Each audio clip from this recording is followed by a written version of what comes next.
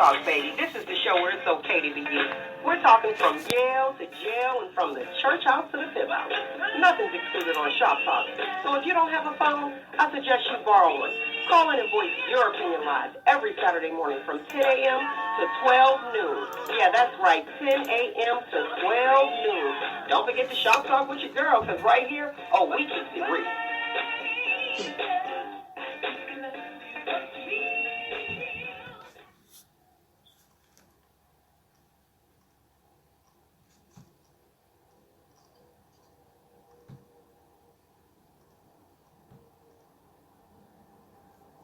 Good morning, and welcome to Shop Talk. It's me and Roogle in the building today. Yeah. Man, I'm telling you, it's a lot. Hey, yeah, give the time, as soon as you get a little bit of heat, everybody want to go crazy. That's what it is too, right? That is what it is. It's like, okay, what's going on? Like, what is it that we need? I don't understand that either, honestly. What is it that we need that, will prevent that? Is it the heat? Hey, people, I don't know, man. It's a lot, but it just seemed like the other day I was out driving and I was like, man, people driving doing that most. Right. I don't know. It's just right. Maybe it's just the escape from cabin fever on top of COVID and everything else. Granted, we still shouldn't be out here wilding out. You know what I mean? Right. Tell me this. The heat. When you said the heat, do you think that's it? And the cabin fever? Hey, kind of. I mean, I don't know. It just seemed extra. Like, this extra. Then people getting them stimulus checks, I heard. They dropped already? I've had confirmed reports that some people have indeed gotten their checks. They was like, popped up in my account. Yeah, I don't have my account tied to the IRS like that. They got to send me paper. You get yours mailed in. Yeah, Okay. Yeah. Now I done told everybody my check secret. I gotta check my mailbox. Yeah, check your mailbox. Gotta check my mailbox. I'll put a camera on the mailbox now. All right. Check your mailbox. It's like, oh boy. Yeah. That's happening. Look, I'm like, that's happening. All right, so you already know what we're going to discuss, right? It's so much going on. Okay, let's just jump right into it. What about the, let's go into the Meghan Markle, what everybody else is talking about. The Meghan Markle interview that Oprah did. Yeah. How you feel about that? Full disclosure, I did not watch the interview, but I watched some of the news pieces tied to it. Okay. And so I'm a little bit at a loss for the nuance that would probably come from watching the interview itself. Well, I did because I got to do my homework to talk about it. But we'll talk about the part that really mattered. I mean, they talked about the monarchy and how that goes and how she needed help, but they thought that it wouldn't be good as far as like mental health issues she was experiencing. Mm-hmm. It was taking her to a depression. And she wanted assistance, but they said it wouldn't be a good look. Now, how is that? Like, that's not a good look, and not being able to go to the people that are supposed to protect you. This is the thing. I don't see how it would be a bad thing for her to get that help, since she wasn't raised in that environment, and for her to have that added assistance, I don't think would have been a bad look. But I also think that when she left, did she still seek when they gave up their titles and stuff? Did she go and seek the help? Now, that's a good question. I don't know if she did, so I don't want to be the one to say, oh, yes, she did. You know what I mean? Well, yeah. I'm hoping that she did do that. But I was looking at, even prior to, the palace actually released a statement, and it was pretty much saying that they were going to look into things and they were going to handle things privately. But she was dealing with this. This is my interpretation of what I received, and, different media outlets talking about it. She pretty much said that it's been over a year, that she was actually looking for help and, trying to get assistance. Then she even went to HR, and they were supposed to protect her, and she couldn't get any assistance. So she was done. She said that she felt the racial injustices within the palace, especially when they said that baby Archie wouldn't have the same security. Wouldn't have security. And I don't know if that was from her moving, leaving the area, or, just being there. Go ahead. From my understanding, when they left that. Because I did check out a Wall Street Journal article they did on it. And they were saying how, that was part of them, because they made it, the Wall Street Journal broke it down to money. And this is what they said. I'm going to give you a synopsis of the article. Basically, there has been other royals who have stepped out and tried to do extra money ventures. Currently, Prince Charles, he has a farm that he uses and he feeds people and stuff like that, like a charitable farm. Okay. And what happens is Buckingham Palace, they allow certain activities and they don't allow others. So, for example, he has a brother that in 1993, he wanted to, he started it was called Arden Productions. And so what he did with Arden Productions was he wanted to sort of start the first reality show, like as far as like how we know it today. But he was focusing on the royal family. And there was a shot that his crew took of Prince William walking into college or something like that. And then once that happened, they were like, yeah, nah, because they were like, it's too, they got a brand to protect, you know what I mean? And that, granted, he was going to college. There was, you could look at it as no harm, no foul. But the thing was, I think they looked at how things could be captured in the wrong way and not expressed in a way. So what they want to do is have control over what interests the people go into, because when you go into production, like Harry and Meghan did, are doing now, they have Archwell Productions. The issue becomes, is everything they're going to produce going to live up to the standard of what Buckingham Palace represents? So that becomes the question in hand. So in order for them to be able to have their own autonomy with developing their stuff, it sounds like they left for that reason, because they wouldn't have full control. So since then, they struck a deal with Netflix for $100 million. Okay. For production, and it was another deal they had with, I think, was Spotify, where they wanted to do these podcast things, and that's what kind of kicked it off, because I think they were with Spotify first, and something happened, or the perception of something potentially bad happening was caught by the palace, and they were like, yeah, we don't think y'all you can't. The way they explained it was like, Buckingham Palace, the royals, that's a firm, right? And you want to be an independent actor. Well, if you want to be an independent actor, you can't do these independent acts in this firm. You got to separate yourself. So that was an insight that I don't think anyone's really talking about. No, nobody's talking about. Look, no, what we are talking about is, okay, let's back up. They got married in what, 2017? I think it was 2017, 18. Okay. So with that, I don't think she knew what she was in for, because she was, I don't, but that's good that we have different views and takes on it. You can be ready, but not be ready.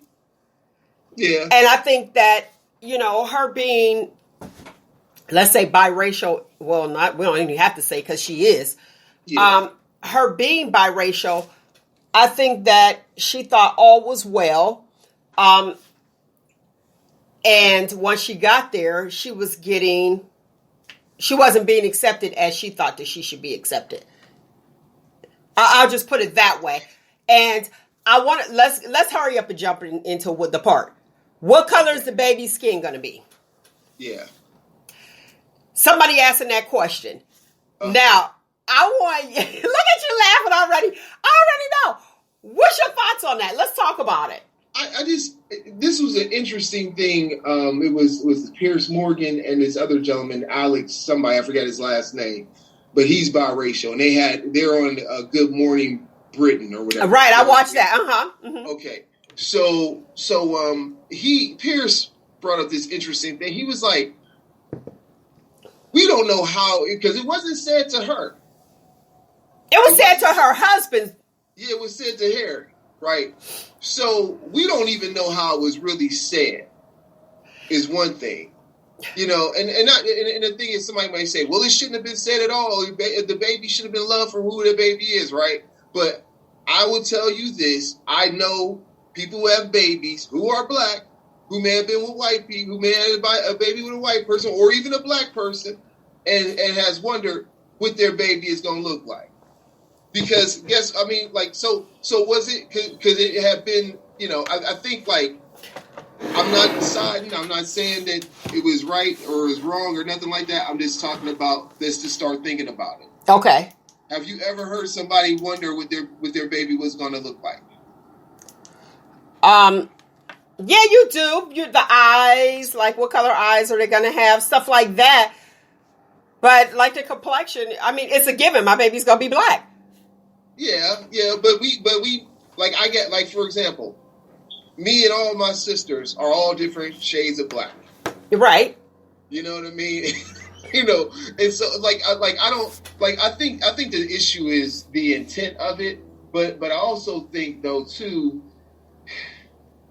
I don't know. I mean I would need to know the context and what it was said, because obviously what they tried to do was separate.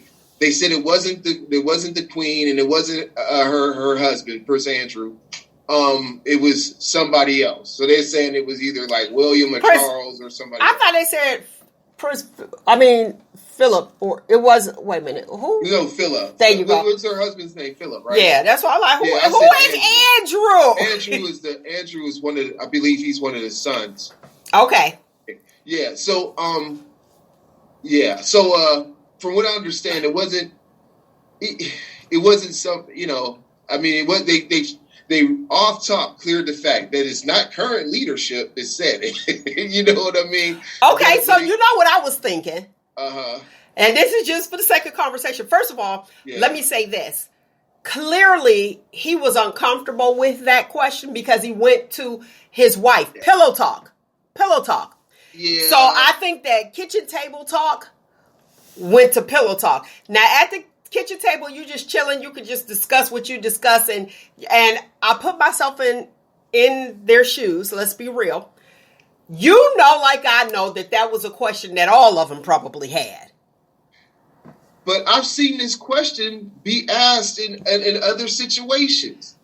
As you know what I'm saying? As to two black people having a child, and not saying that they would condemn the child on what spectrum of brown they came out, then that's not the issue. The issue is just that it wasn't just an inquiry, or was it something to condemn the child by?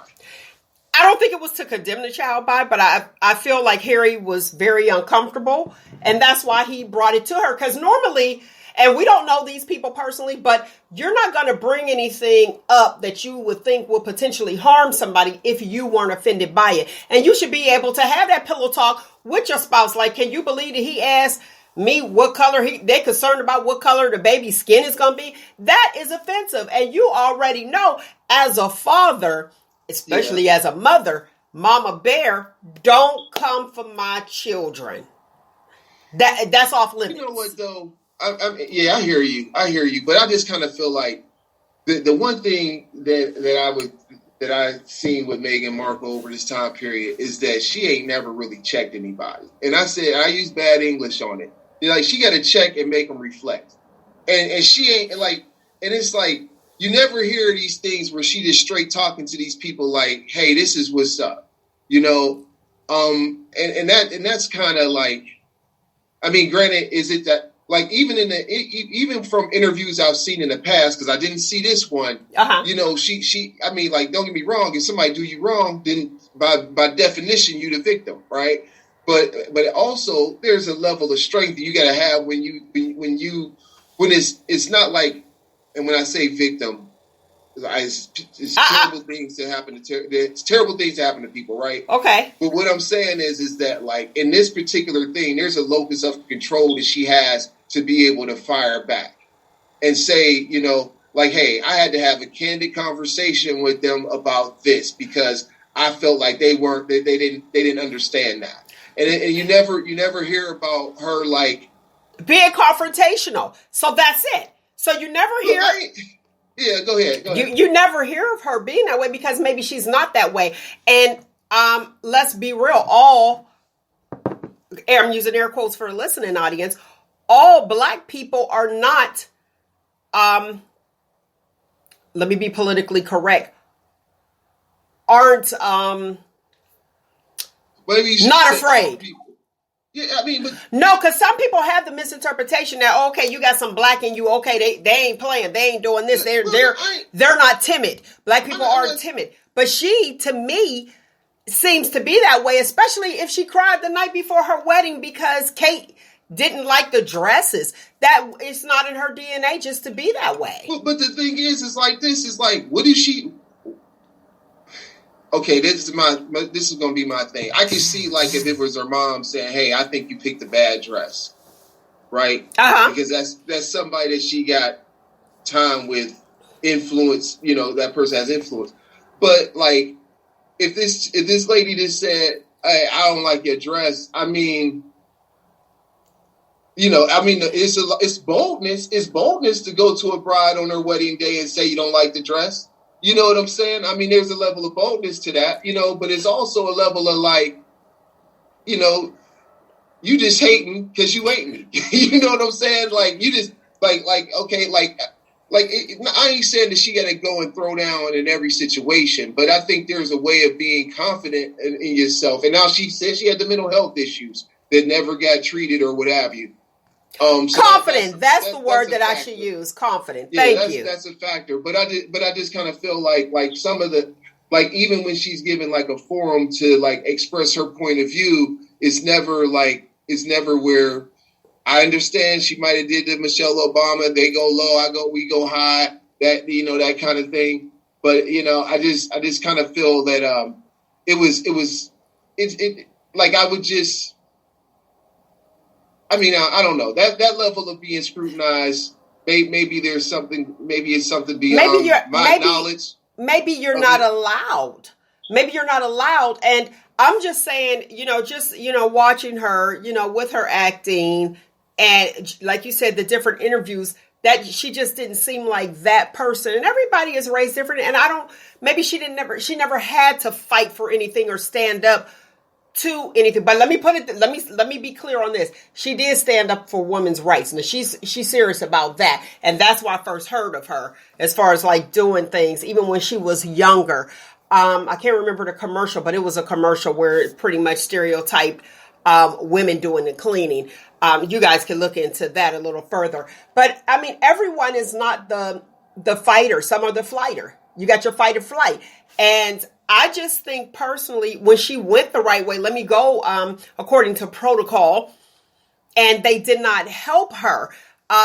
Him, like I said, back to Harry, I feel as though that he was upset and he needed someone to talk to, so they had each other to talk to. We have to remember that's Princess Diana's child, and so maybe he has that side. Saying what color the child will be, and I agree with you on that. You can't just call a whole monarchy, like, racist because of that. Was that a racist comment? And you do know, let's be realistic. There are some people that air quotes I'm using again, that are not racist and say that they're not racist, but will use a racist comment and don't realize that it's racist. Yeah. You know what I mean? So, like if you had somebody say, if they tell you, wait a cotton picking minute. Right. And you'd be like, what? Like, you like that's, and a white person said that to a black person. There's the white fragility. You're like, wait a minute, I can say this to this person. Hold on a minute. I probably shouldn't have used that word. You know what I mean? So you have all that to consider. Like I said, from the kitchen table, we know, okay, be like, oh, I wonder what, that probably was, floating around in somebody's mind. What color is this child going to be? Because we know as black people, there is a possibility, like you said, with your siblings, one end to the other. You know what I mean? So you don't know the color. Is the baby going to come out like her mom? You know what I'm saying? So those are, it was a question that they asked because they always wanted to know clearly. And one person was bold enough to actually ask, well, what color do you think? Probably thinking that I'm going to say he and Harry because I have, in my mind, I have a person, I got the little light bulb, a person in mind of who would feel comfortable enough to ask that question. Yeah. You know what I mean? And I'm just going to say it, the views of Shop, the guest on Shop Taco Mill, the co-host on Shop Taco Mill is not the same views as me. I think it was the brother. Because that would be a conversation that I would have like, you would ask that question and it hurt him because he knew going in, I'm marrying somebody black and here she's biracial and it's like she's black. That's all we see. We don't see the white side of her. Go ahead. Well, the issue should be what they should be looking at is the human side of her, regardless of what her color is. You know what I'm saying? True. If we're looking at somebody, true. We shouldn't define certain character traits because of a person's skin color or them. Because we treat biracial people like Bruce Banner and the Hulk. You know what I mean? And whenever they doing something, Bruce Banner like, oh, that that's the white side of them. But as soon as they do something that brings a rise in them, oh, they're out of control. That must be the black side of them. Right. We have this terrible way of doing that. First of all, I would say, the other thing is, I just wonder. And I would just want your opinion, the listener's opinion on this, is that because everybody has this standard in their family when they talk about airing dirty laundry, right? Right. Should this have been aired? Okay. My opinion, she tried not to air it. And. Well, did she say it? Didn't she say it? Wait. Let me say this. A whole year and a half. All right. So if somebody is doing wrong in the house, and we're not talking about the queen or anything, let's say molestation. Yeah. You have somebody inside the house. What goes on in this house, stay in this house. And you're protecting everybody in the house. And so many times the victim, and the word that you chose, the victim is always protecting the predator. Because it has to stay inside the house. Should that be aired out? When do you go out and say, okay, enough is enough. Help me. I've been looking for help. Help me. Why do we have to keep protecting the people that do us wrong? I'm not trying to say that they need to be protected. First of all, your example goes to a far extreme. Oh, sure. It's something that's. But mental health does too. But mental health does too. Yeah, it does too. But I also feel that if she was saying that she needed this mental health help, and Harry got her back like all that, why did he not intervene for her to get that help? Okay, I'll tell you. I'll tell you my thoughts. Okay. They dogged him. He been dogged from day one. But the thing is, nothing's stopping the Prince of Wales or whatever he the Prince of the Duke of Essex from going and getting Sussex, whatever it is, I don't know. But nothing's stopping him from saying, "Get your coat, we going." Well, it did. It did. He finally was like, "Bye." But I'm saying I'm just saying if it's that. I just kind of feel, I don't know. It's such a touchy issue, but I just kind of feel like there's a point where where if someone is hurting that bad, they tell you, man, I need to see somebody. And you ain't taking the action for them to see that person. And this person, even when they're free of that title, we haven't heard about them going to see anybody for this help. I think she probably is now. Hey, if you want in on this conversation, feel free to do so. The phone number here is 515-602-9667. 515-602-9667. We want to know what you think. Okay. I just want to finish this. Go ahead. Because the thing is, regardless of your situation, if you need mental health help and you know that you feel that something's wrong, go seek it. Don't let anybody or any cultural norm stand in your way from being whole. And that's what she did. They left everything and they're over here. And she was talking about the girl wanted to harm herself. And I haven't married a prince. So I don't know to what extent it was, but I can only imagine. And if your family has a good name, you don't want to tarnish that name. And it's like, okay, I'm in here. I want to touch base on with Caitlin. We're talking about Caitlin, Lord Jesus, Kate Middleton. Yeah. With her, she probably made her cry. Okay, I'm the new girl coming in.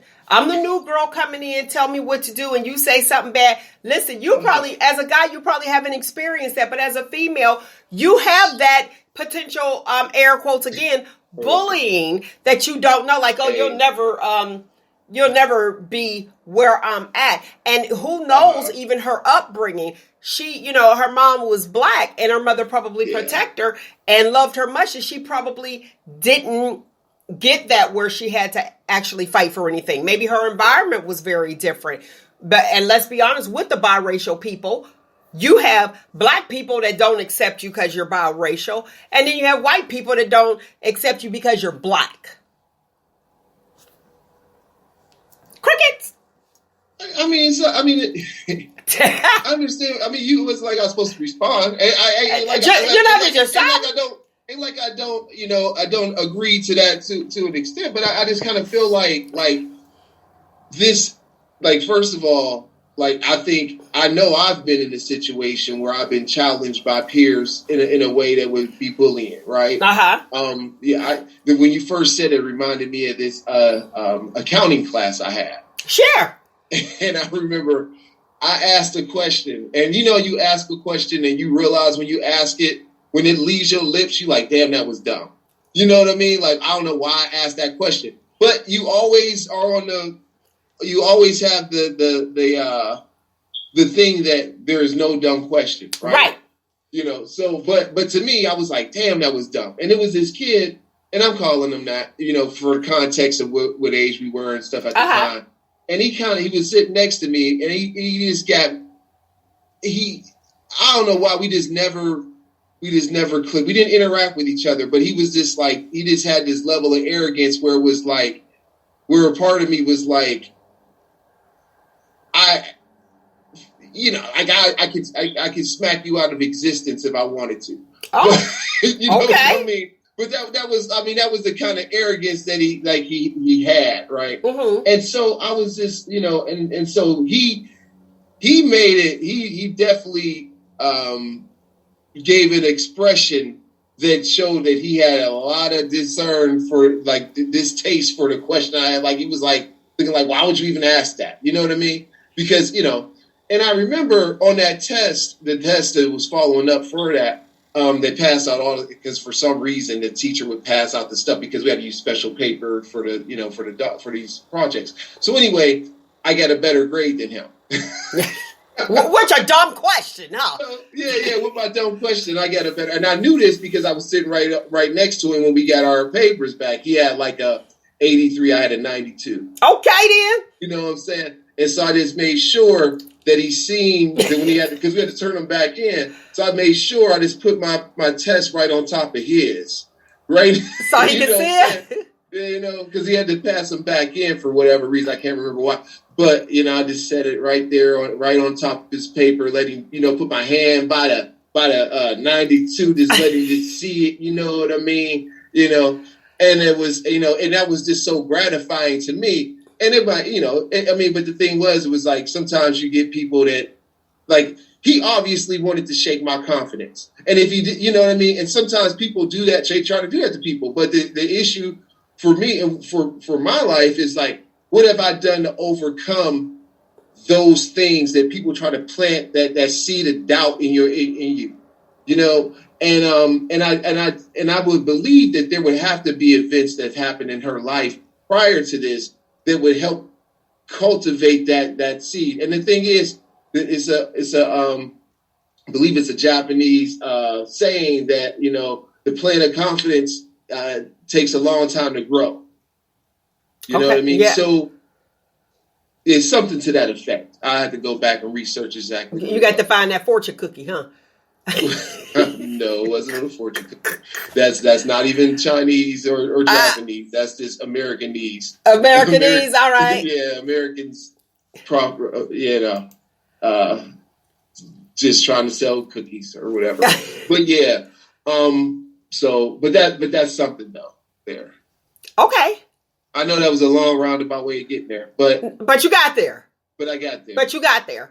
And I can understand that, but let's look at why is it that with biracial children or adults, just biracial people, why is it that they can't have, they know they have that white side, but if they date somebody, they're focused on the black, even though we know 1% black, from years ago, then you're considered black. But let's look at the great people. And I'm not comparing Meghan Markle to President Barack Obama at all. Let me be clear on that one. It sounds like you're about to. Yeah, but here you have, right. Sounds like you're about to. But here you have President Barack Obama. Everybody looked at him as the black president, forgetting his white side. Look at Kamala. What is it? Kamala? What are we doing? Kamala, I thought it was pronounced. Kamala. Yeah. And it's like, why can't, why are we not looking at the white side of the biracial children and focused on the black? Well, I would say in Barack Obama's case, I mean, he clearly had talked about his heritage, especially in the first book, was that right. Audacity of Hope? But I think though, I would tell you like this, like he talked about it and kind of just moved on. You know what I mean? Like I don't remember it being major sticking points, but I do remember him doing things that definitely show that he knows the culture.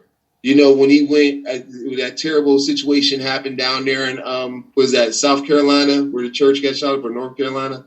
Remember when the church got shot up and he went to the ceremony and he sang Amazing Grace? Yes. And it's like he had this perfect timing and knowledge to just come in there and just do what was needed at the time. And that was something that it spoke to us in a major way, but that spoke to America. It also resonated with America. Maybe not as much with the black community, maybe not as much as the white community as the black community, but definitely with a Christian society that resonated and because it wasn't fake. It wasn't like somebody going up there holding the Bible upside down and talking about Corinthians 2. You know what I mean? Let's just put it out there, But man, I forgot what the point I was even making. Go ahead. As far as him recognizing his other side, his black side. Yeah. And taking that. Go ahead. I mean, but I would say that the thing that he probably didn't do. I mean, and I'm saying it's not reviewing everything that he ever did or anything like that. But you never I wouldn't be one of those white cousins. You know what I mean? Like where?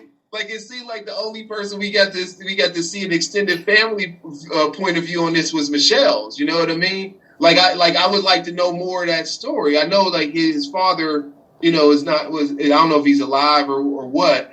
I know is he deceased? I'm not sure. I'm not sure either. But we know his mother is for sure, and he got a grandmother that helped. You know what I mean? I would like to know that story of it. You know what I mean? I would like to know about, because when you think about it, Barack Obama is like he's a realistic version of Superman. Oh, Think about it like that. Okay. You know what I mean? All right. Think about it like instead of from the son, instead of having a father from Krypton, he had a father from Kenya. You know what I mean? And it's like all the things that father was impacted by. He's impacted by it as well. Has the same level of, well, there's a responsibility that comes with this power that he was able, like in Kansas, he was like this kid, maybe got picked on and stuff like that, and this out of place, and having these people raise and love him, and then he ends up going to his metropolis, Harvard and whatever, you know what I mean, getting all built up, coming back to Chicago, you know, which will be his metropolis, if you will, you know, and then, you know, becoming that guy. Becoming that guy. I mean, like, who, you know, who else? I mean, was Superman's thing?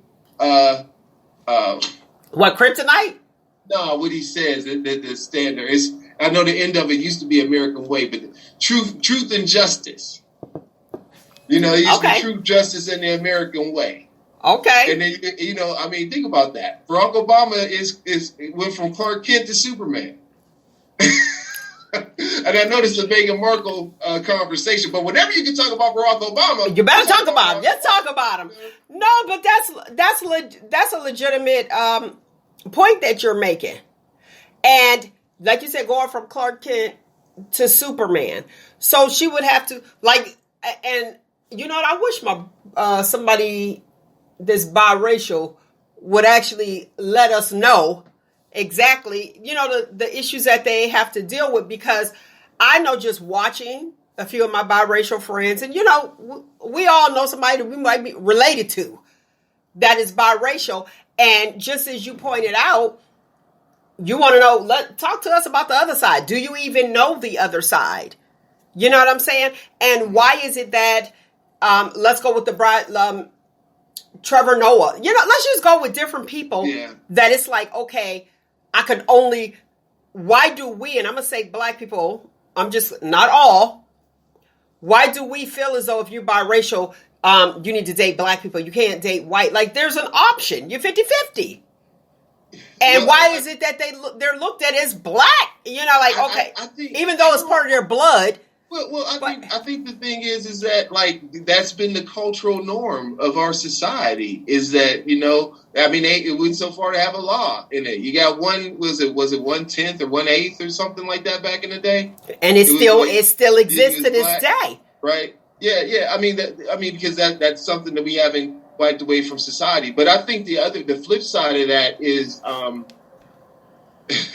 and I'm just saying this as a point of view, not my, you know, just put it out there for the process.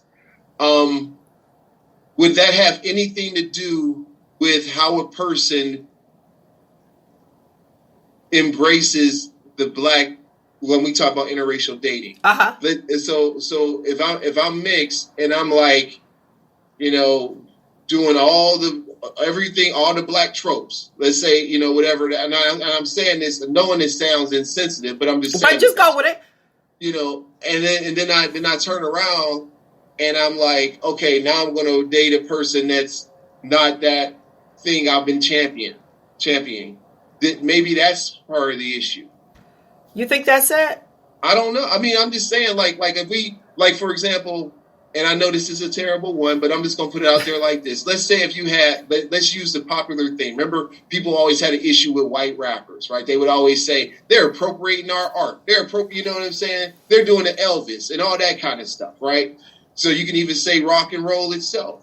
So when you look at that kind of thing and you say, like, well, did you appropriate our culture just to get the wealth and then, you know, abandon it? You know, I mean, that could be an argument to that. I'm not saying it's my argument. I'm just saying that it's something to ponder. And it could be. That is something to ponder. And it could be. It's like, okay, I'll be over here for the benefits. And then when it doesn't benefit me anymore, I'm back white again. But unfortunately, white people aren't that accepting of biracial people. Because they look at... What'd you say? back in the day. I think it's a little bit different now. I think they take pride a little bit more now. You know what I'm saying? And I mean, I know it's different. It's a different landscape in Ohio, for sure, with mixed races. But I feel like black men and black women, that's a fantasy. And then it becomes reality when you actually have a kid, and then your family is opposite of you raising that kid. But I mean, from what I have seen, white people have come a long way as far as being a little bit more accepting of their biracial child. That's because they don't have a choice. Do you just disown the child? Yeah, I mean, a lot of them do disown. They disown the whole, their mom and everybody. I mean, there's so many stories from TikTok to Facebook where the girl was given up for adoption, and her mom just never wanted to claim her. Never wanted to claim her. She's grown now. She got other kids, had other kids after her, but just would never claim her because of her family. I know. I personally have stories that I won't go into the details of those because I hadn't talked to those people about sharing that kind of stuff. But I know situations exactly what she's talking about, and I also know those from people who've gotten married and their family has cut ties with them. And sometimes, like, and I remember when I first got introduced to that, it was in high school, and it was it wasn't even like a black or white thing. It was like Greek and something else. But the girl, she had to, like, her family didn't want to have anything to do with her because she didn't marry somebody that was Greek or something to that effect. If I remember from high school, so I've seen stuff like that happen. So it's not always a race divide as it is the one that's, well, I guess that is race and culture as well, but. Oh, okay. I want to, let me give this fact. The so-called, I'm using air quotes, blood fraction laws of 1705 ruled that anyone who was at least 1/8 black, which meant like one black great-grandparent, could not be labeled white. 1911 Arkansas law went further, declaring that citizens would be considered black if they had any Negro blood whatsoever. And doesn't the Queen have Negro blood? Girl, what my sound effects at? A long time ago that said she got African descent in her family line. See, it's interesting. I really don't believe that it's the Queen, and they said that it wasn't the Queen, it wasn't the elders. This is just me. I just feel like maybe the brother, and they don't want, to make him look bad because he the next prince. And like I was saying, that wasn't, that was like kitchen table talk, I think. And they felt comfortable enough to tell him that. And then he had pillow talk with his wife. And I'm going to tell you, it's different when you have children. It's like, okay, I can deal with that and I can take it to a certain extent. But when you talk about my unborn, when you talk about my child, you're more sensitive. It's like, no, you go in the back for your children. I get that, but I feel like she should have been stronger in that. I'm sorry. Like, I mean, the amount of racism that we feel in the United States, I feel like that was brush your shoulder off with that one, to be honest. Like, I mean, I think they should have stayed there. I would have annoyed the mess out of them. Now, you had some people that said they would have been playing Cardi B and all that extra stuff. But if that's not her, that's not her. And if I come to your house and I don't like the way things are going, I'm going to leave. And I really don't think that she knew all that, that she was going up against as being black. It's like, okay, they accept me, all is well. Yeah, this is good, blah, blah, blah, blah. But now, Roogle, too. I mean, go ahead, T-Love. And I want to let you guys know who are just tuning in. That is the host of ATL Rant, T-Love, on the line as well. How do you know how you can be accepted everywhere? And then I was going to ask a question, but I changed my mind. You know how you can, it's like you're accepted, then finally you're not accepted. You're like, wait a minute, what? And I think that was pretty much it. I think that she wasn't expecting all of that. It's like, girl, guess what? You still black. That light skin privilege. I'm sorry. Yes. Oh, Yes. oh. Yes, I love it. Yes, that light skin privilege. Go ahead. I love Roogle start laughing like, oh, he just sat back. He like On the show. That was the question on the show that she was on, if you remember. It was a big revealing of who her father looked like on the TV show that she was on. Oh, yes, on Suits. There was a big revealing. So, I mean, even though you have a black mom and your mom got lost and everything else, but she's probably been living her life under that guise of, oh, you can't tell whether I'm mixed or whether I'm this, I'm this mulatto, I'm exotic, and I think that is what really is traumatic, is the fact of you being this so light to the point that you are quote unquote passing, and you can't believe they're not accepting you. Paul, what you think, Roogle? Hey, I said a comment earlier today. I said I've seen people of black people have asked questions, not to condemn the child, but wondering about what the child would look like, skin tone wise and stuff. So, again, I think it goes back to the intent of it. But I also think, I'm sitting here thinking, if there was a comment that was made to me about my wife, and I felt that it was inappropriate, how much of that would I share with her? And then how much of that would I do to check and have that person reflect on what they said? And would you have told your wife? I'm sitting here trying to think of a scenario where I might have not been. And then when I say on it, like I guess if you omit something, somebody can say a lie of omission is still a lie. But the thing is that like. What am I, if I am being faced with these sort of things? And the reason I mention this, because my wife, she's Nigerian, and it's a culture shock. You know what I mean? I will say it was some different things. When you talked about really knowing and then knowing, you really don't know until you know, in some cases, right? Mm-hmm. In some events. But I think I will say there was probably times where I did have to educate some people on some things like that. And I can't necessarily say that I brought it back to her, but I'm trying to think of a time where I did bring it back to her. But the issue was, I ain't bring it back to her to say, hey, can you believe what this person said? But I said, hey, can you believe what this person said? But I had to tell him this. You know what I mean? So what did he? But we don't know if Harry actually defended the situation. Well, I ain't said. I'm just saying, like we don't. I mean, that's the thing. Like we don't hear about. Because I will say, and I'm not trying to say people get a pass for being ignorant, you're right? Because under the law, ignorance is not bliss. If you break the law, you broke the law, you're right? Mm-hmm. But I will say, though, I've had experiences with white people or people that weren't black, and I've had to do some education, you know what I'm saying? About like, hey, yeah, you shouldn't say this, you know what I mean? Like, and truly looking out for that person because I knew what their intent was in their heart, right? Okay. And I, But but sometimes people need that crash course immediately. They need that teachable moment to be thrust upon them, in real time. You know what I mean? And so I'm just kind of figuring. Right. It just makes me feel like what happened?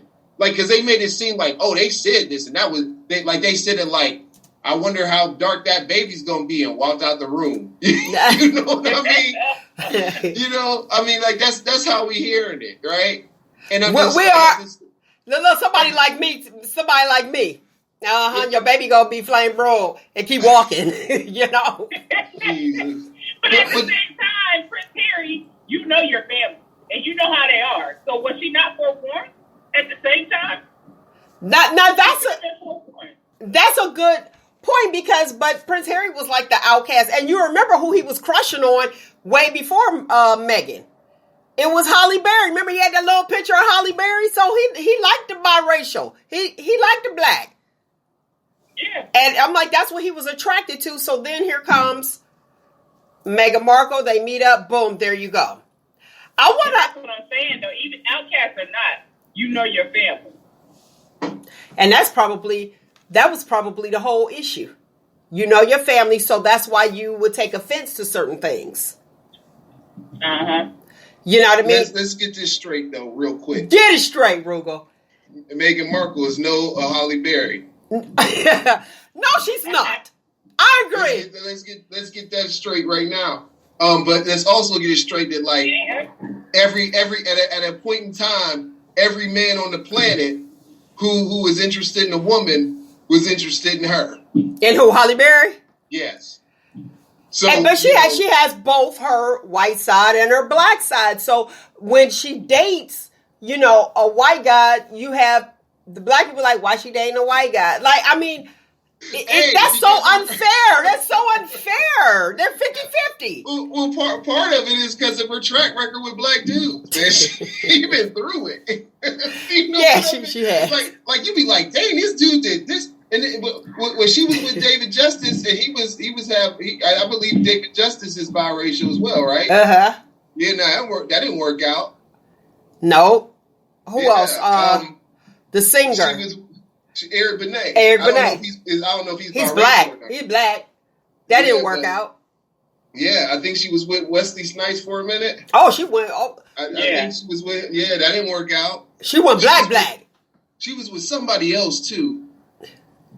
I can't right now. I'm missing it. But obviously, it's not just the black men because I mean, look at her last situation. I mean, right. Support off that. You know what I'm saying? So, I mean, she gave everyone a chance, and as a person who has biracial cousins, I saw them struggle with that, with identity crisis. But it's kind of like I have my black families here. You know what I'm saying? I don't know the other side, really.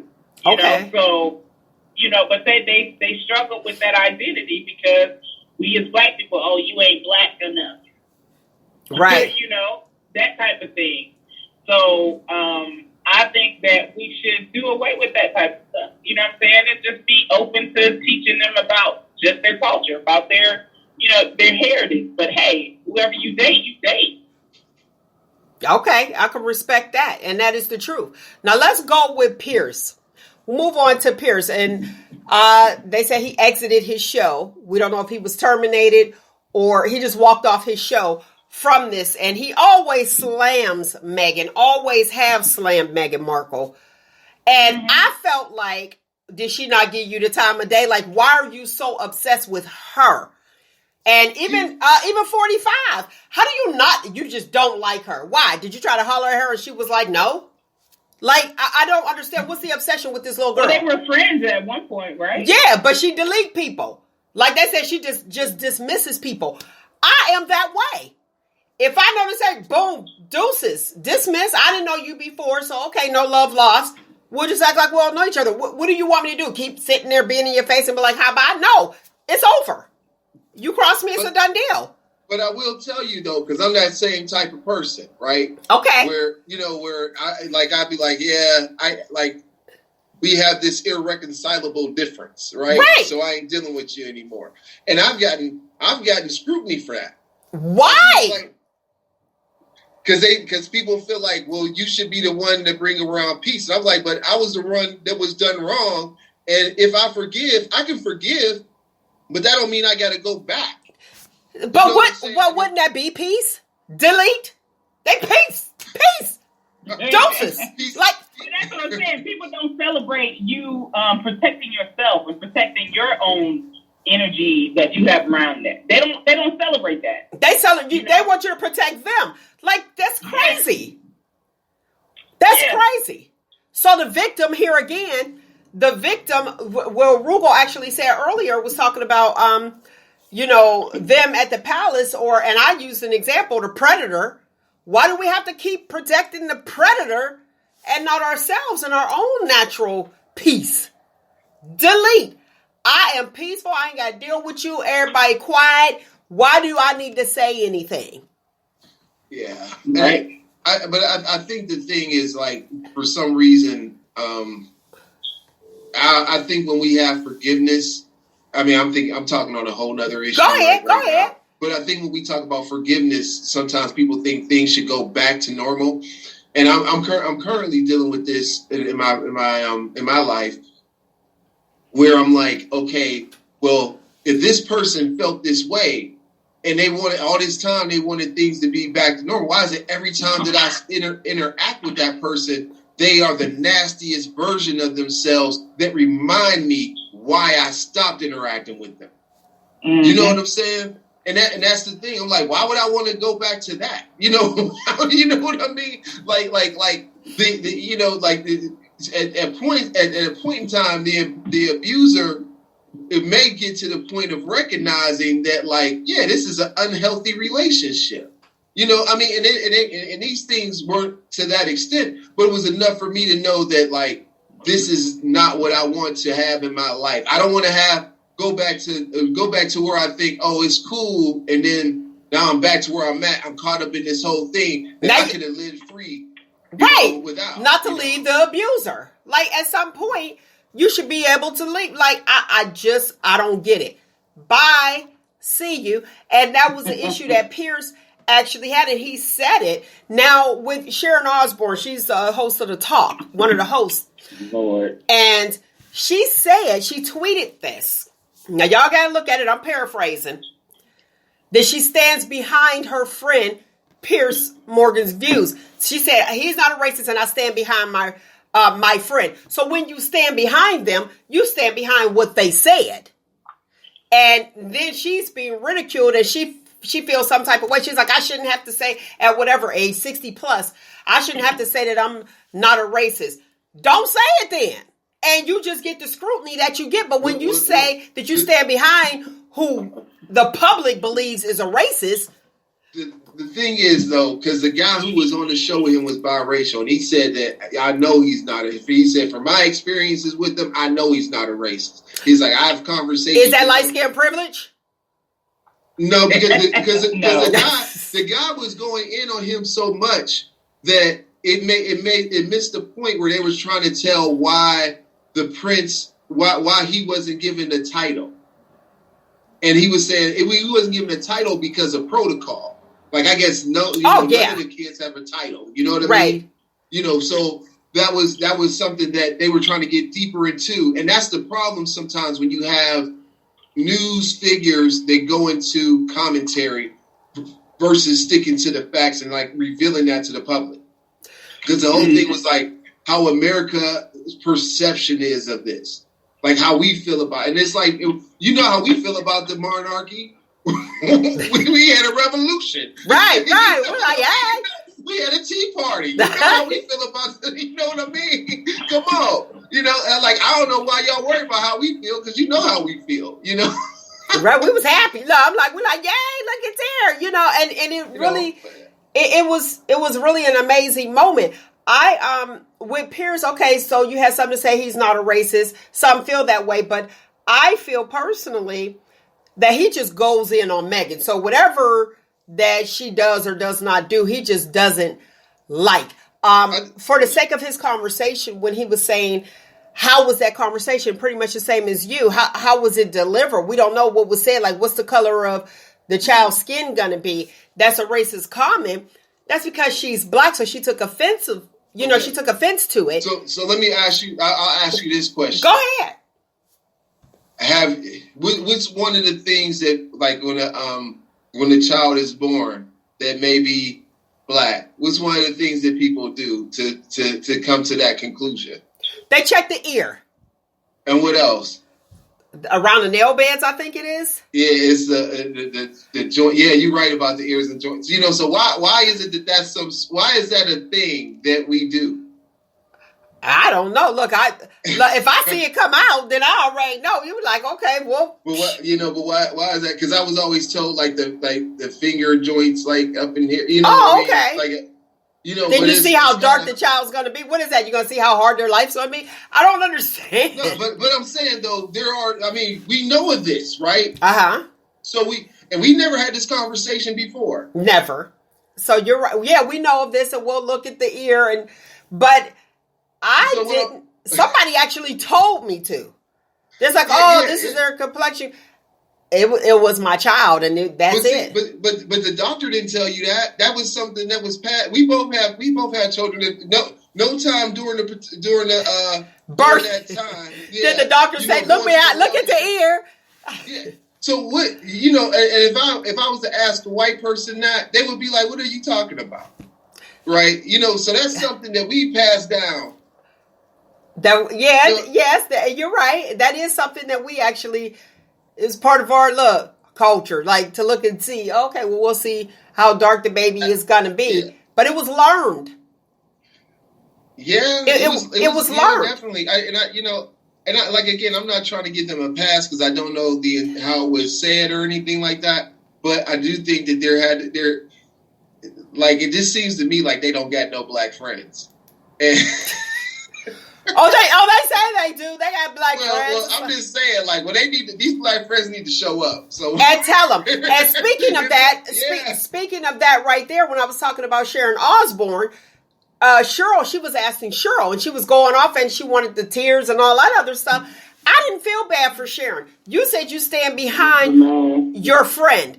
Okay, well, you stand behind everything. So guess what? You could get, and I hate to say this word, but beat up on too. Well, I mean, but I also feel like so if we have a friend and that friend does something wrong, we abandon that friend. No, now see, that's the difference. Standing behind your friend and what they say, okay, that's like you. You say something different. You can still be my friend, but we don't agree. Same thing, T-Love. You can say something different. You can still be my friend. We may not agree. Yes.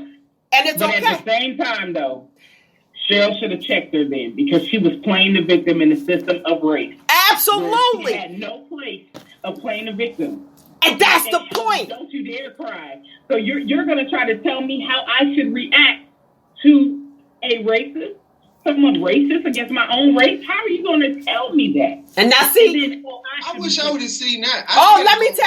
Let me tell you. See, here's the deal, and this is me, and I felt for Cheryl at that moment because Sharon is one of the creators of the show. So she had to be careful. It's like, okay, think about all the things that had to go through her head. Like, I want to tell you this and I'm trying to say it in a nice way. And I'm still trying to keep my job because I need my coins. All those check marks going on in her mind. I felt for her at that moment. And I was like, she can't even be real because of the repercussions that she may have. But you know what though? We are, because they talk about cancel culture and stuff like that. But we are, I was talking to one of my friends about this the other day. Uh-huh. We are so subject to everything we say and do being under a microscope that even like you said, even at her level, if she would have came out and said something that Sharon didn't like, and Sharon being one of the executive producers, if she would have got fired, then she would have had an issue. Like, oh, you said you fired me because of this comment on race, right? Right. The benefit that Cheryl has is that she has that power to have it on film, to be able to reflect on it. The weakness that we all have is that we don't have that spotlight to when it happens to us.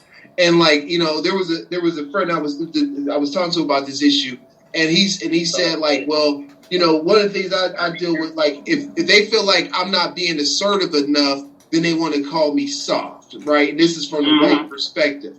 But if I go and I say something to speak my mind or truly try to give insight, now I'm being angry. And as a black man, it's like we can never be in the middle of the spectrum and just point it. We are. The minute we say something that's not liked, or they'll say something like, "Well, we don't really like your tone." But what is that? What does that even mean? Right? What does it mean to me versus somebody else? When I can hear these other people who aren't me, who haven't had the same racial, they're not the same. Haven't had the same experiences. Yeah, and they can say, they can go off and say whatever they want to. But the thing is, sometimes with us, it's like we have to be so careful in how we craft our words, because unfortunately they make it seem like our one experience speaks for the millions of us. What I mean? Versus being compartmentalized to what that event was.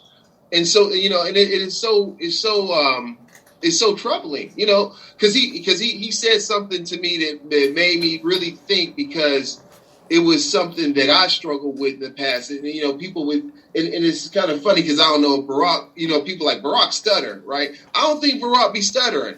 I think, and I know I said bad English, but I think the issue is that sometimes you have to make sure you craft your words so carefully not to have unnecessary blowback. Okay, I can respect that. And it's worse when you're not in that spotlight. When you're like, you're in your day-to-day walk.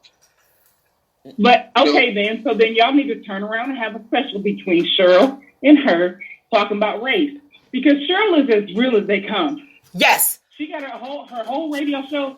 She is open to supporting the community. So I say y'all need to have a discussion. They do. I think that they should on Cheryl's platform to actually say it. But just like the point that you brought. The thing is, like, it don't matter what platform we say it on. If we say it on our own platform, it still impacts you on whatever else you got going on. But here's my thing. Why is it that, a few tears, here you go. Why is it that the victim always have to worry about how the perpetrator is feeling? Like, so let me get this stop. straight. Let me get this straight. Go ahead. So was Cheryl doing the crime or was Osbourne doing the crime? Osbourne actually said to Cheryl, she was like, and I'm not, no tears, let's not do the tears, because Cheryl was hurt. And listen. So she told her you can't express yourself the way you feel. You keep your feelings in, black woman. Yeah, that's the way I took it. And I'm going to tell you something. So let me just tell y'all. Okay, go ahead. Sorry, I'm running around. I see. You in the bathroom right now in case you all know that we can see. So the clip basically and don't you start that crying. If anybody should be crying, it should be me. Right. And that is what she said. See, that's the part. Ooh. Hey, sure, Osbourne might lose her job. That right there. She made it worse. Black woman how to feel about? Okay, the audacity. Audacity, for real. Yeah, I didn't know that. I didn't know. It made me not like her. I'm done with her. With her after that. Because I was like, I just caught the part, and I'm glad you gave that, T-Love. I caught the part where it was, when she was like, and don't you start crying. Yes, how you going to tell me how to feel? I'm looking at you, and you're supposed to be my friend, and you are pretty much racist. Well, right then she kind of, because she just shut her down. Yeah. She's like, you can't even, I don't even want you to have an emotional response to this. Let's just cut that out. Right. And this is what we've seen throughout history is that whenever white women have had any sort of discomfort, it's been immaterial. You know what I mean? And they said that was a lie. You know what I mean? But whenever there's been some call to them, they're able to express themselves in any way and apologize themselves out of it. But this black woman who is just having a comparable moment to what this other black woman is experiencing, if she feels deeply sorrowed by it, you telling her that she can't even react, and you got the nerve to tell her that on national television? She said it. Come on. She said it. Like, how does that work? How does that work? It's racist in itself. It is. And I'm like, I'm done. I'm done with that. And yes, Cheryl is as black as they come and as real as they come. And she will straight up tell you. I thought she did a good job, but I really, like when her response, it took some time, just like you said that President Obama, he don't stutter. You just got to figure out, how do I word this without coming off as the angry black man, woman, or the angry black person versus, just saying exactly how I feel. I don't want to say things the wrong way because they might take it and misconstrue it and make it benefit them. It was foul, but at this moment today, what is it? 3:13. I'm done with Sharon. From that, Sharon Osbourne. Yes, done. From that comment that she did, and pretty much okay, like you said, don't allow her to share her emotions. And what in the world? But I felt Cheryl, like check. Let me say, okay, check, and I got boxes in my, in my mind as far as like, okay, I got to be careful what I say. This is my job. I don't want to hurt anybody's feelings. This is my friend, but you're wrong. Instead of saying you're wrong, have the talk. If you're gonna be real, have the talk. The show is called The Talk. Well, I will guarantee you something's probably going to end up changing on The Talk. Okay. And then, I mean, I would imagine that there's somebody saying that Sharon Osbourne was dead wrong for that. Like, is this? She felt attacked. She felt attacked because she stood behind her friend. But go ahead. It's not so much about her standing behind her friend and being protected. It's about her saying that this black woman. Don't cry. I should be the one crying. She should silence her voice. And this is the same. And I give this comparison to when who was the white woman who told LeBron James to shut up and dribble? I forgot, but she was Fox News somebody. Yeah, I can't think of her name. Right, yes. Right. But it's that same thing. Is that like I can't have any influence past what you think is appropriate. Right. So there again, yes, you're silencing her. So yeah, it's the same thing. So I would be surprised. I don't know, is that on CBS or NBC, that show? What network is it on? That I don't remember which one. I know it's not CBS because CBS has the one that has what's her name? Whoopi Goldberg. Yeah. The View. I mean, the comparison is just like with Oprah in The Color Purple, with her being, the maid or whatever, and her having to keep her mouth shut because of how you are talking to my kids. You know what I'm saying? It's basically, okay, you're not a non-factor in race. You can't be emotional about it. So like that is an ongoing thing. And I think if she has a conversation, she'll definitely have to have it in love. She'll definitely have to have it in love with her. You know what I'm saying? The reason why I say that is just to protect her rep, unfortunately. But it has to be like, she has to give examples of, okay, when you did this, this is what it showed. You know what I'm saying? This is the type of privilege that it showed that you had. That you felt that you were, quote unquote, putting me in my place and trying to tell me how I should respond. It was foul. It's foul. Yeah. Sharon wrong. I don't know if she should step away from the show or not. I mean, I don't. Ask for her step down. They quick to ask for somebody's resignation. Yeah. Oh yeah, I'm asking for them. Anything you do, they asking for you to resign. Like, and then she said, "Well, what do I say, Cheryl? What do I say?" And Cheryl said that you'd be like, "Educate me." She said what she usually say. But in this point, and that comment was, "Shut up, Cheryl. I should be the one crying. Don't start crying because I should be the one crying." Here we go again. The perpetrator, you caused this. And now you want to play the victim, but the people that are victimized, you're telling them, you're silencing them. Stop. You can't share somebody else's experience, just like with Pierce. You can't share Meghan's experience. You can't say what her experience was because you're not her. And that's the part that I have when people project their feelings and how they will respond to a situation versus what that actual person is experiencing. That's where I have an issue. Well, this is an interesting thing because I want to bring this up, and I'm just bringing it up as a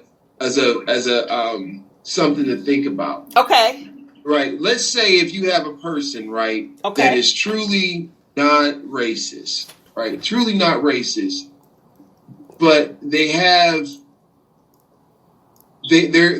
end up judging a person off of the experiences that they have, but that person happens to be not their race, or watching movies, and that's their experience. Yeah, television. I mean, because I wonder, like, let's say he is not a race. Let's say God came down from heaven, cracked open the clouds, and said, "This dude is not racist," right? Right, that would be the top authority, right? Right. Can't go no higher than that. Right. Go ahead. Yeah, you can't go no higher than that, right? So let's say he cracks open the clouds and he says that, right? I mean, like can a person have an opinion, and this is his food for thought, can a person have an opinion that, hey, I'm not racist, it's been proven by God himself, but this is how I feel about this person, but this person that I feel this way about is in this situation that is globally accepted as racism? What? I think I understand what you're saying. So I'm saying, like, so obviously he said, like, because he said like this, he said, the problem I have with her is that she cuts and runs. She doesn't stick through anything. Like, she didn't stick with her, like, she did, like, whatever her situation was with her father, whatever the situation was with her, it was her father, her ex-husband, her family. Yeah, bye. If I don't have any ties, bye. Yeah, like, I don't, like, it seems like he did a lot more homework to understand some of those dynamics than we have done, right? I don't know. That's why I said, did he like her and she wouldn't talk to him and then bye, see ya? But what I'm saying is okay, go ahead. Go ahead, Tim. No, I get exactly where you're coming from, okay? Because I grew up in predominantly white schools, and I've had friends who came from the redneck, quote unquote, background. I actually work with somebody that comes from that background, but he understands it and understands, like, okay, that's what I grew up in. But I'm trying to be more open to understanding other races. Why don't we just put it on GPS? To understand other races and how they operate and how, you know what I'm saying? So he's open to that, and I can sit there and have a conversation with him and say, hey, this is racist and this is the reason why. But it's because I understand that you have already told me where you come from. You come from a redneck culture and that you just don't know. Now you're actually open enough to understand and learn. Right. So that's the point of view that he's coming from. You know what I'm saying? That doesn't mean that a person is racist. It just means they grew up that way. They grew up in you know, backwoods type of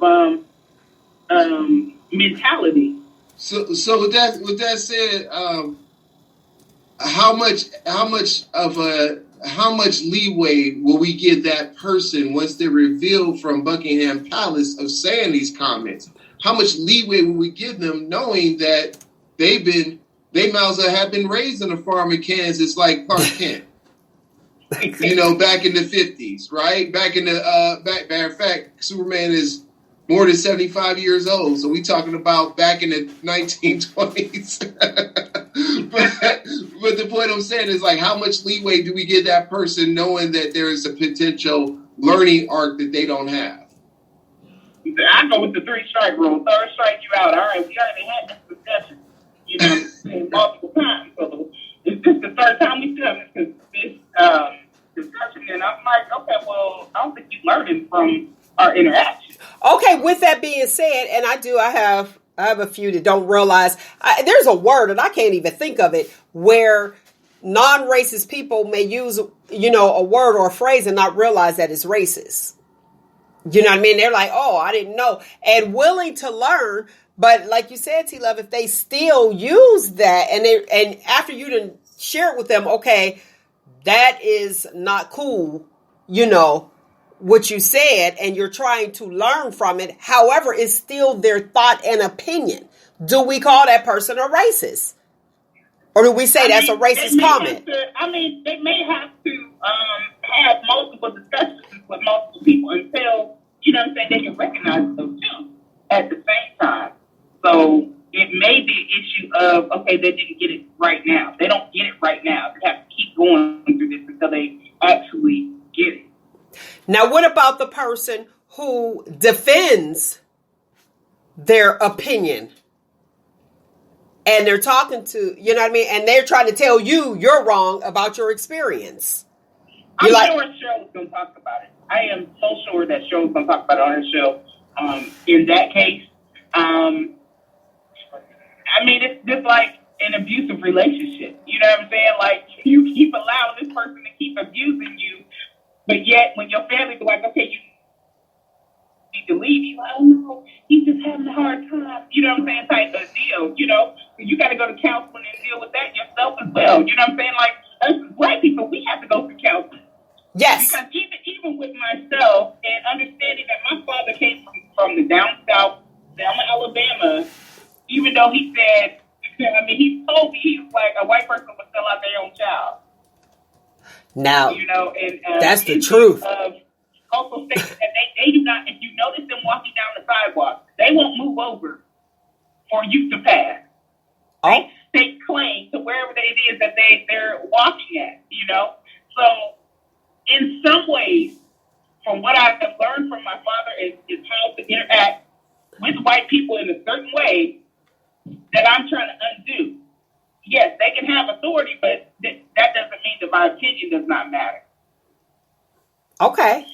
So just learning how to operate as a black person in this American experience, we all need counseling. Because, when I look at it from my father to my grandmother, also being Alabama, my grandmother was a maid until she died. Now she was able to be afforded certain opportunities and go to Hawaii and this and that, but at the same time, she was a maid until she died. Okay. So she worked for rich white people, they had more time with her, in my opinion, than my mom in some ways. Okay. They was at the funeral crying just as hard as my mom. I'm sure she was part of the family. Yeah, but just to imagine going through that. She was born in 1919. You know what I'm saying? Going through that and having to hold your tongue, and then taking it home with your kids and everything, So, just in my opinion, us as African Americans, we need to go to therapy. And if we get these reparations, we need to be, wise about how we're operating with our money as well. And I agree. I totally agree with you on that one. And the thing with that reparations is that there needs to be systemic change. And even if that systemic change benefits people that they didn't intend for it to benefit, it still needs to happen. And then that's the argument I have, especially when they talk about the student loan debt. It's like, yeah, cancel all that. It is like, well, it's going to impact people who have higher degrees. But the problem is that a lot of us have degrees but are still in the working poor. You know what I mean? So, that's the problem. So if it benefits 40% of them, but 60% of us have a benefit that gets us to be able to buy a car that operates correctly or to put a down payment on a house, then make that happen. I'm like, so what? You know what I mean? Especially when they start talking about higher degree, people, it's like, it doesn't mean that because you have more degrees, you're making more money. That's not the case. Right. It is definitely not the case. Yeah. You still paying. Look, you're not making more money and you still have to pay the loans back. It's like, give me a break. Help me out here. I want to talk about the announcer. Did you hear about the announcer? High school girls basketball game was going on and they were kneeling during the national anthem. And the announcer's mic was on still. And he used the N-word during the game. Look at those N-words is what he actually said. Nice. I'm glad he got caught. Right. Now, do you think that somebody put the mic on so that, other people can hear it? Or he really accidentally forgot to put the mic on? Like, I can see something. There's a level of divine intervention that happens that it don't matter if he thought he did or somebody else turned it on. He shouldn't have said it. He shouldn't have said it. He shouldn't have said it. Okay. Because he's there to announce, he's there to get play-by-play of the game. Right. That's it. Well, this is what he blamed it on. He said he was...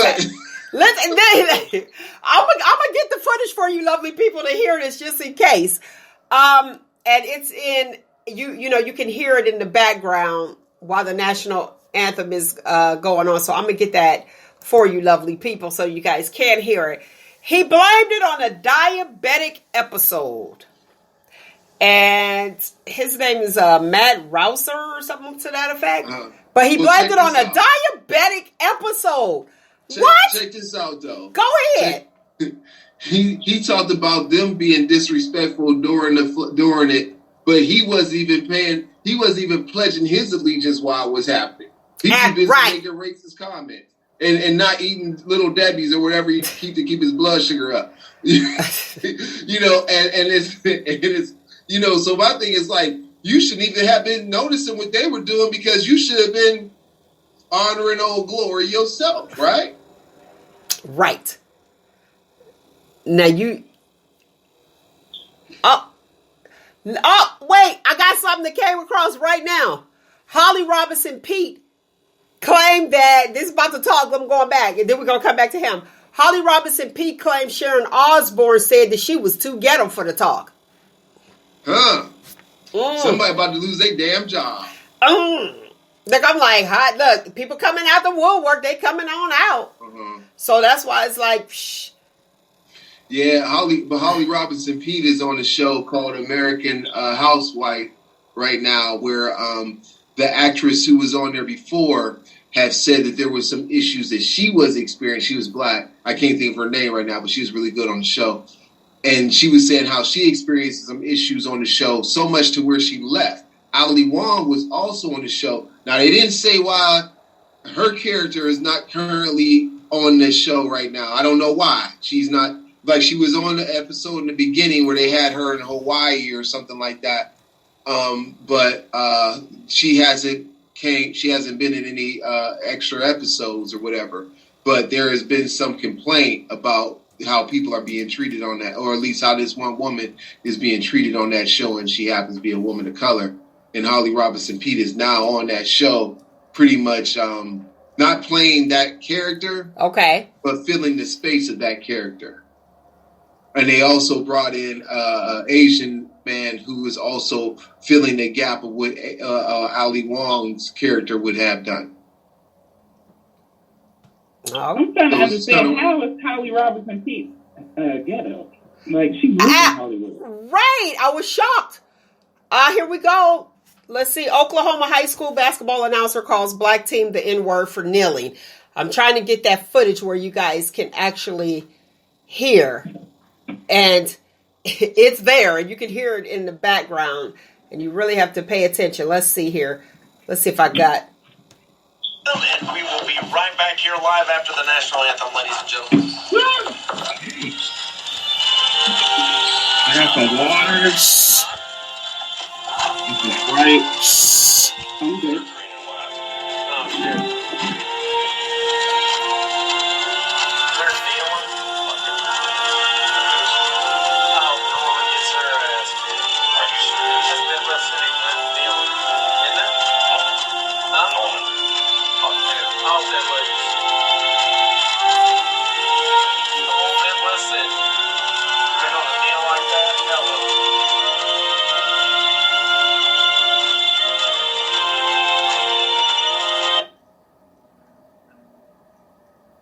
Wait, sorry, hold on.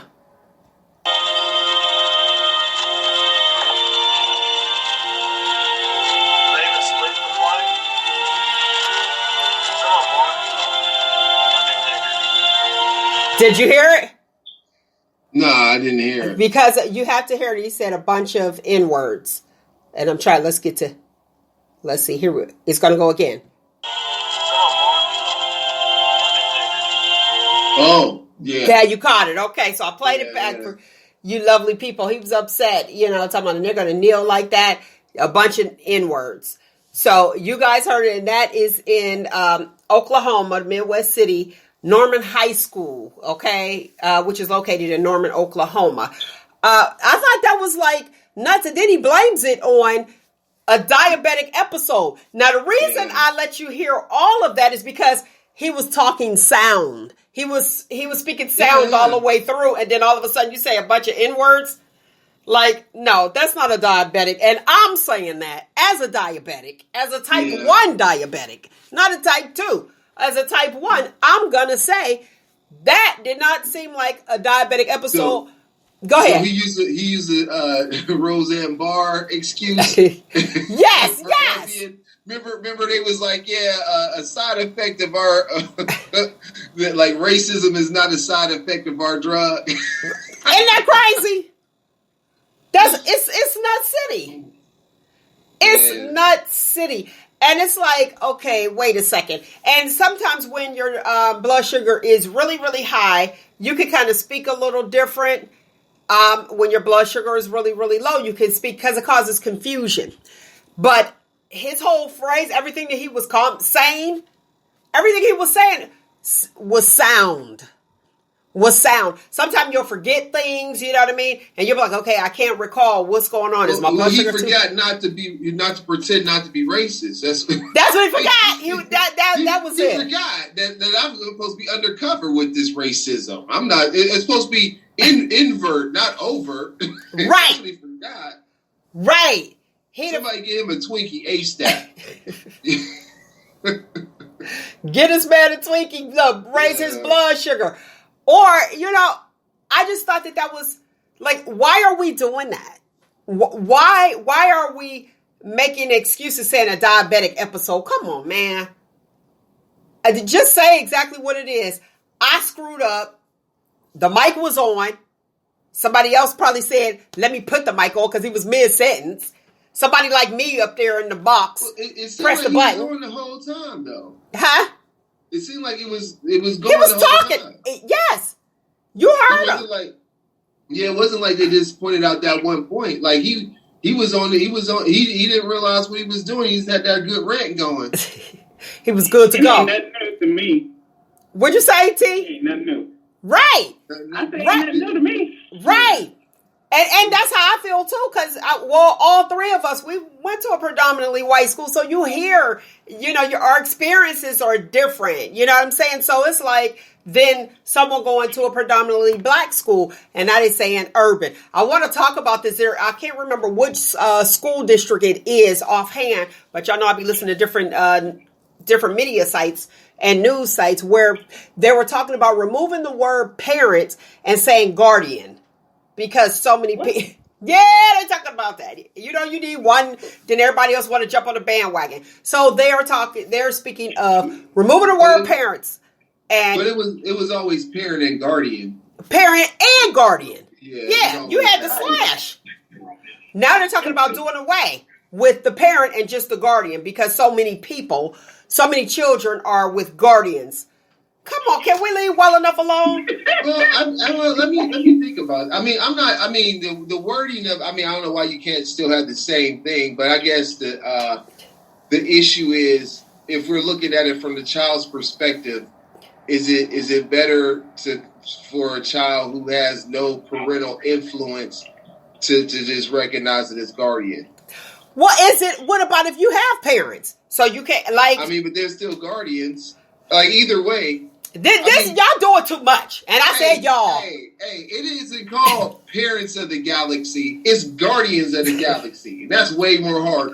I am Groot. I'm Groot. At the same time, go ahead. No, go ahead, T. Okay, you ain't got. I don't have to give birth to you to be your parent. So if it's just a kid is filling out because they got a guardian instead of a parent, that's still a parent because they parenting you, ain't they? So but for me though, I'm a parent. But if you want to call me a guardian, I think I get to carry a sword.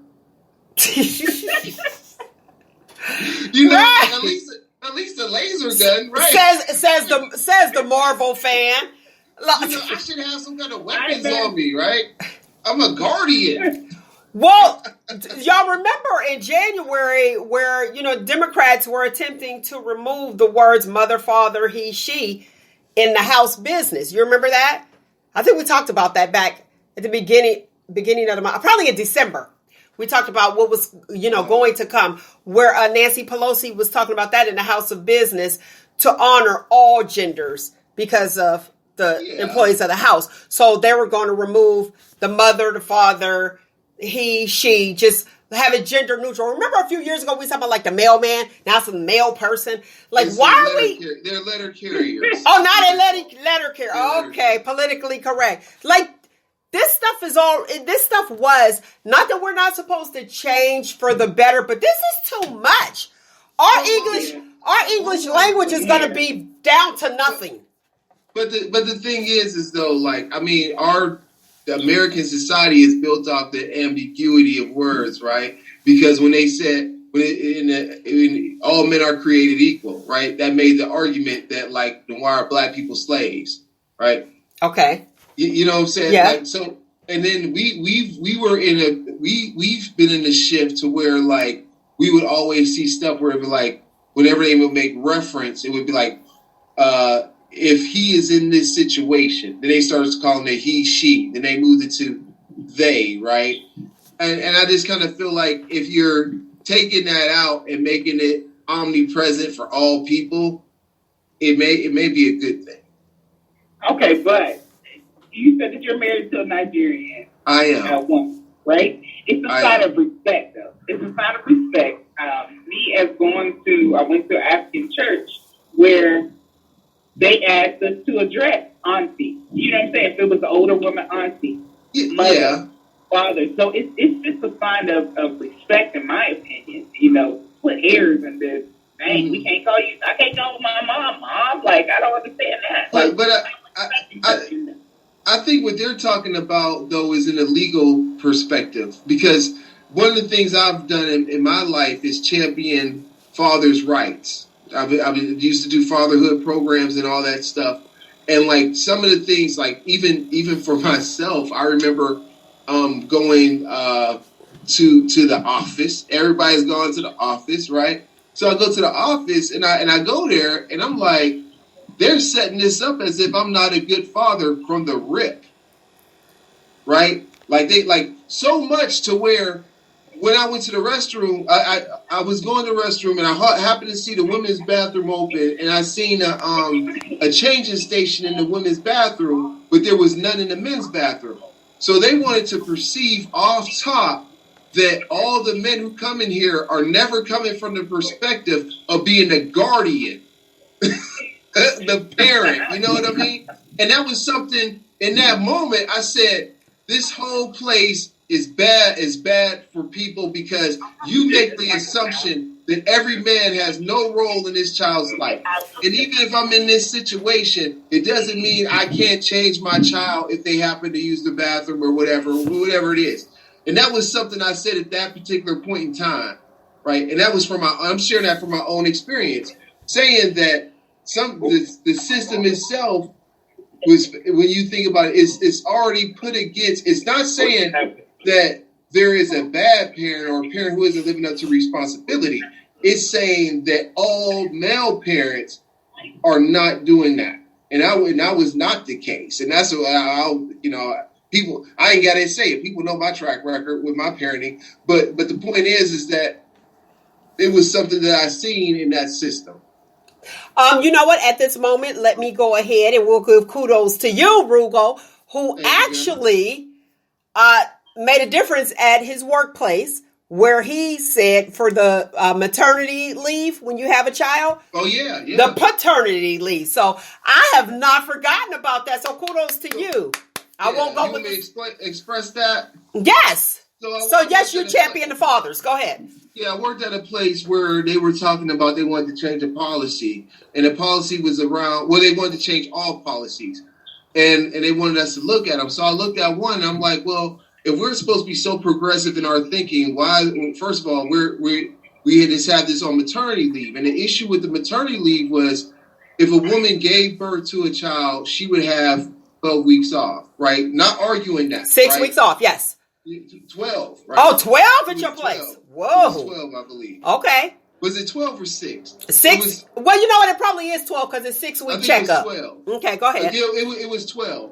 And then the thing was, if a woman adopted a child, she would get 12, right? Okay. But if a man adopted a child, he would only get 6.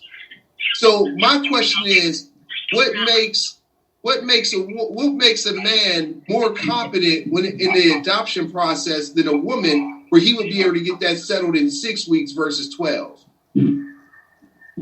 Especially if we're talking about a society that is all inclusive of people, regardless of what your sexual orientation is, right? Yeah. Right. So that was so through my comments and suggestions, that workplace made a change. Good, very good. But the thing was, I had to look out for the fathers. You know what I mean? Like there was there was not an equal representation. Well, right, and I appreciate you going down that rabbit hole. So you said there was not an issue with the guardian and saying, "Father, if you are the father, why can't we address you as the father? Why can't we address the mother as a mother?" And I also want to say, uncles and aunts was on that list as well. Like T Love said, you go auntie. So uncles and aunts, that's on there too, and they want that removed. Why are we diminishing the American language? I'm not saying it's a diminishing of the American language. I think it's a catch-all. I think you make changes to have a catch-all to ensure that there's equity. That's how I took it. Okay.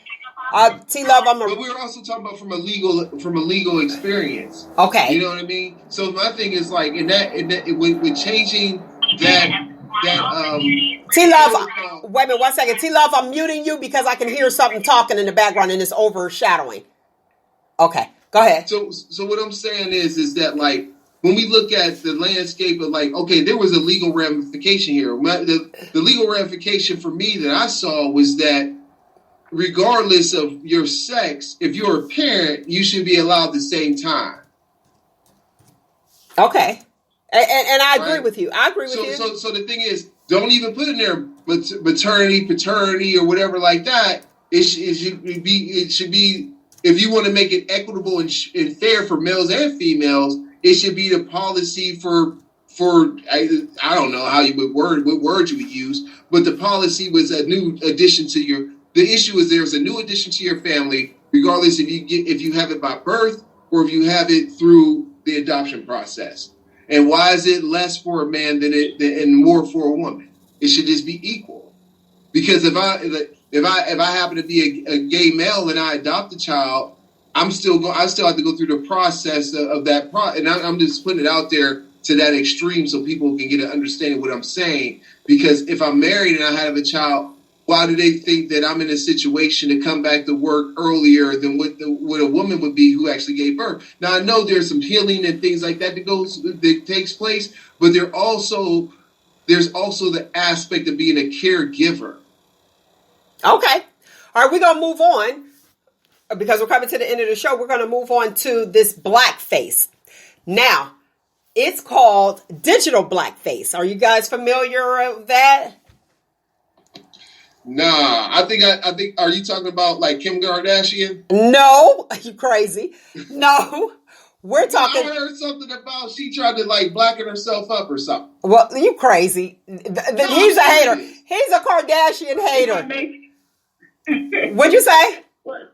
I said I think there is a way of being blackface without actually changing your color. Right.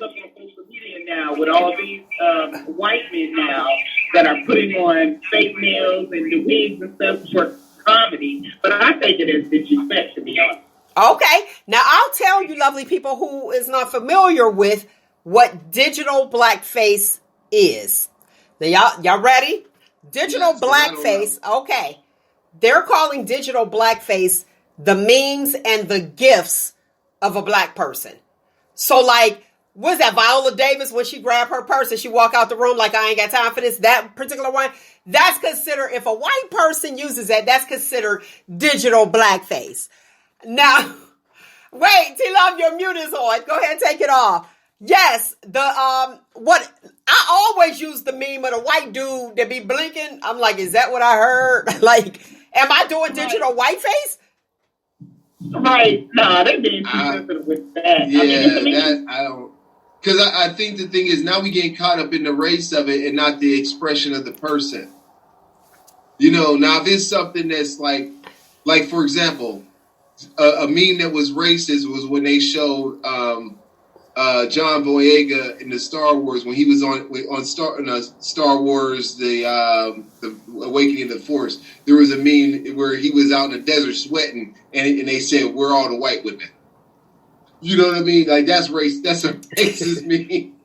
But I think like if it's a meme that happens to depict a black person that's expressing your feeling in that moment, I don't think that there's an issue with that. I mean, because right now there's a fine line between like, well, should black people not do deodorant commercials, right? I'm just stretching it out there. It's going too far. It is. Like because you be like, if you say black people using deodorant, then they must stink, right? You know what I mean? Like there's this fine line of like what representation means and how representation is used. And I don't know if how you're expressing. I never seen the Viola Davis meme. Oh yeah, I should.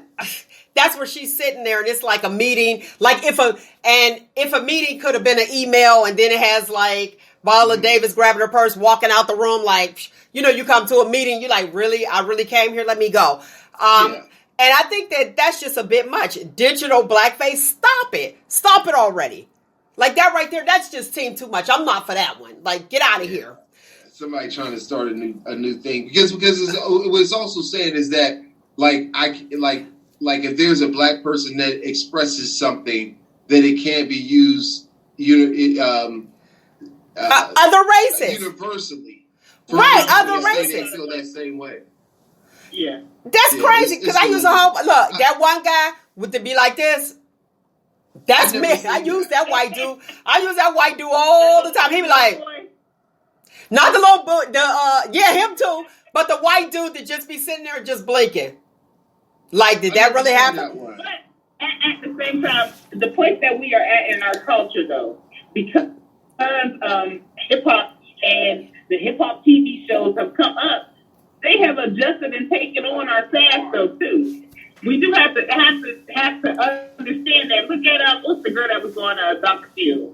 What's her name? Baddie or whatever her name is. Catch Me Outside, girl. Yes. So now she has a whole black career with her using that sass and using that tone. Now, before we wasn't going for it. Now it's like, oh, she dope. Oh, she got this song. You know what I'm saying? So. I think the culture is evolving a little bit, even though some things I still take offense to. But I mean, I think it's because of whether it be the younger generation, including in tapping in their parents, and with the broadness of TikTok and all of that. You know what I'm saying? People are experiencing different things and are like either relating to it and then want to go out and do it, or they're culture appropriating. So I don't know. It's a fine line, I think. It definitely is a fine line. It definitely is a fine line. I will say that when with her Catch Me Outside girl, she did make making a career off of Catch Me Outside, and she was just off the chain. But how do we say, okay, that's our culture instead of where she was actually brought up? From or whatever, maybe she adopted it. Well, with mom was a little different. So very different from her. So she probably did pick it up. But why do we say that that's ours? They ain't saying that no more though. Now she's bringing in that chick. They ain't complaining no more. I'm looking this up. I'm looking at because I haven't heard about this. Man, you late on the draw. You look that up and then we'll hurry up and. But the funny part is, I mean, I ain't gonna play it now, but I'm looking at I'm looking at some of her pictures. Her name is was it Bad Barbie? Oh, she called Biba. Bad Baby. Baby. Okay. All right. Sorry. Okay. But anyway, when I see the pictures, like it's kind of funny because they got them in black and white. And they got them in the tone where, like, her skin tone is darker. When I looked, I was like, ain't she black? And then I looked down at the Dr. Phil episode, and I was like, nah, she ain't black. Nope. Yeah. But it's funny how they, I gotta watch it. Yeah, you gotta watch that episode because she was off the chain. Digital blackface is how they try to make it seem like they make her race ambiguous. And that's what T Love was talking about. All right, let's go with this real quick with the CDC. Now, here's something, and I got to touch base on the COVID vaccine real quick before we end the show. Now, the CDC was saying that, there's different privileges that are out there once you get 2 injections. Now, I read on the CDC where it actually said that if you have the vaccine, you can't carry the virus. Because remember, that was an issue. People carrying, they can't get it, but they carry it and may be able to give it to somebody else. Now, that's one. And then there's another one that says, if you have, if you go into a cookout or whatever, blah, blah, blah, you'll be okay if you're with other people that have the vaccine. Help me understand. So it's like, what are we doing here? First, you're saying that if you've been vaccinated, you don't have to worry about giving it to other people. But now, today is saying that if you have the vaccine, you could go and fraternize with other people who had the vaccine. Help me understand this. I think the issue is that if you're with other people that have the vaccine, regardless if you can carry it or not, you can't get sick because everyone's vaccinated. Right, but they're saying that you don't even carry it. So the other people won't be sick. So if somebody didn't get the vaccine, they shouldn't be sick anyway. If they didn't get the vaccine, they shouldn't be sick anyway. Right. If you're sane, go ahead, T. Well, I thought that basically you get the vaccine, and if you do get COVID, that basically you won't die from it. That's what I heard. That was my understanding too. People die from the flu, and they had that flu vaccine for how many years? Yeah, but the argument would be which strand. I thought you was going to talk about the T.I. situation. Okay, but wait. I just want to ask y'all one question once we get off this whole thing. Look, getting comfortable with the uncomfortable conversations. Stacey Dash walked back in. She allowed to the cookout? Back into what? Back into the culture. Because, What culture? The black the culture. Republican culture? The black culture. The blacks have ousted Stacey Dash, and now she wants back in. Is she allowed it to cook out? If she had the vaccine? What did she bring in? Hell no. Hold on. What is she bringing? Is she bringing like paper plates, or is she trying to bring potato salad? Which you ain't need the potato salad. Not with the raisins in it, huh? What she bringing? Culture built her. Black culture built you. Now you gonna try to come back and apologize? No, you were completely sane in all your comments. We don't want to hear it. You should have gave the correct apology. Yeah, we took ownership and gave the correct apology. I mean, this is the thing. We are forgiving, open heart people. I mean, so we'll bring her back, but she can't have top rank authority no more. She gonna have to do something else. Yeah, and we aren't. She can never be a spokesperson. Now listen, that's not. It's not. Now you brought up, Roogle. You brought up a good point. You said we are forgiving people. We are. Now here's what's interesting. Just like the Mac guy who said the N-word, talking about it was a diabetic episode and he apologized. He's sorry. With Sharon Osbourne, she apologized. Why is it that they get to apologize and say they misspoke, but we can't? Yeah, it's a whole big. Because we're not giving. Because that's the whole point of why we're having this conversation today. Is that there's a double standard. There's a level of discrimination. There's this discrimination that happens, and the levels of it depend on how influential you are. But there's still, like, the impact is still there in a great way, especially if you are less influential. The issue there is that their apologies. They're trying to apologize to save a brand. We're trying to we're looking for understanding to save our lives. Okay. Well put. Today's footnote: fairness is not an attitude; it's a professional skill that must be developed and exercised. All right, lovely people, that is my time. I thoroughly enjoyed you as I do each and every single Saturday. Find you, embrace you, most importantly, always, always love you. Until next week, people. Shop Talk right here on your Spreaker.com. Right.